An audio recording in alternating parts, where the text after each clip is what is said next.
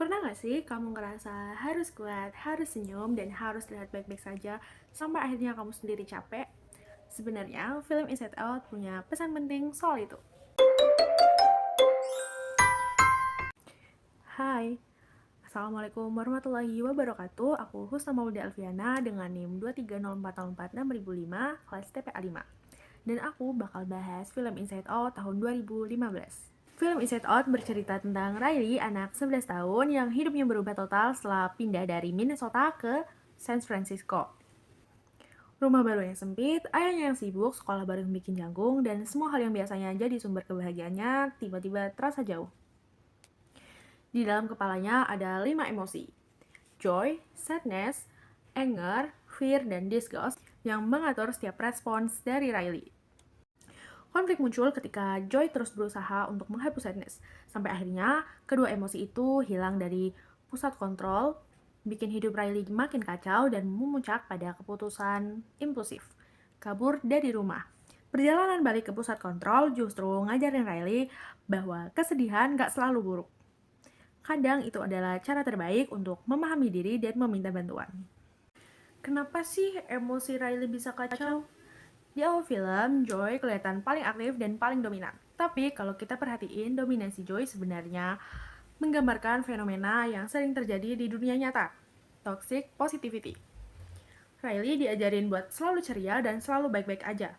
Masalahnya, ketika emosi negatif ditekan, dia nggak hilang, dia cuma numpuk. Sadness dianggap sebagai pengganggu, padahal fungsi emosionalnya penting banget. Dia membantu kita untuk memproses kehilangan, memperlambat ritme, dan meminta pertolongan.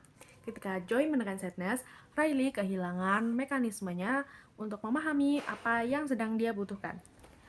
Dalam psikologi perkembangan, transisi besar bikin identitas anak jadi goyah. Riley kehilangan teman, aktivitas favorit, dan lingkungan yang familiar. Runtuhnya pulau-pulau kepribadian di film itu adalah simbol dari identitas yang lagi kehilangan pijakan. Karena emosi-emosi inti hilang dari pusat kendali, Riley jadi gampang marah, menarik diri, dan akhirnya melakukan perilaku impulsif kabur dari rumah. Dan ini bukan sekedar nakal, tapi ini adalah tanda coping yang tidak terintegrasi. Sebagai terapis, aku akan melakukan 5 tindakan jika Riley jadi klienku. Yang pertama, aku akan melakukan validasi emosi. Aku nggak akan langsung cari cara agar dia bisa ceria lagi, tapi aku akan membantu Riley untuk mengakui bahwa dia sedang mengalami kehilangan rumah lama, kehilangan kehidupan lama, dan kehilangan rasa aman. Validasi ini penting supaya dia nggak merasa harus berpura-pura stabil. Yang kedua, aku akan memberikan edukasi tentang fungsi emosi. Aku akan jelasin bahwa setiap emosi itu punya fungsi adaptif termasuk sedih. Dalam pendekatan emosional fokus terapi, sadness adalah pintu masuk untuk pemulihan. Begitu Riley paham bahwa sedih bukanlah kesalahan, dia harus bisa memulai proses transisinya dengan lebih sehat.